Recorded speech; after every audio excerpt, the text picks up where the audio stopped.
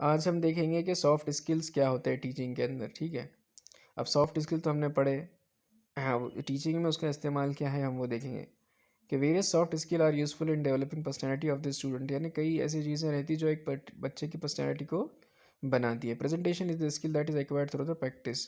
कोई चीज़ को प्रेजेंट करना, कम्युनिकेट करना, कई लोगों के सामने कोई चीज़ को बताना, ठीक है, कोई तकरीर में कंपटीशन में हिस्सा लेना, तो ये सब चीज़ें क्या करती है, ये एक अच्छी, ये जो उसको मेहनत करना पड़ता है, उसके बाद आप क्या कर सकते हैं, अच्छे मुखर्रिर बन सकते हैं। Soft skill are also called the non verbal communication. Soft skill जो है वो भी क्या है, एक नॉन वर्बल कम्युनिकेशन है।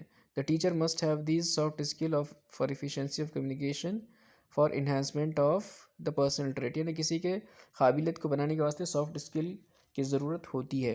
A teacher must have the soft skill, a teacher, अब एक कोई टीचर है उसके अंदर सॉफ्ट स्किल भी होना चाहिए अदर देन हार्ड स्किल्स के। ठीक है, gesture and the facial expression, presentation, explanation, ये सब क्या हो गया, आपके जेस्चर है, आपके हाव भाव है, आपके एक्सप्रेशन है, ये सब चीज़ें क्या बता रही, आप ये सब सॉफ्ट स्किल में आएंगी। ठीक है, अभी टीचर में चीज़ें होना a very useful are very useful for teacher when he teaching language in the classroom. अगर कोई लैंग्वेज पढ़ा रहा है तो उसके अंदर ये सब सॉफ्ट स्किल्स होना चाहिए। Classroom teaching can be successful if the teacher is in the position of the soft skills.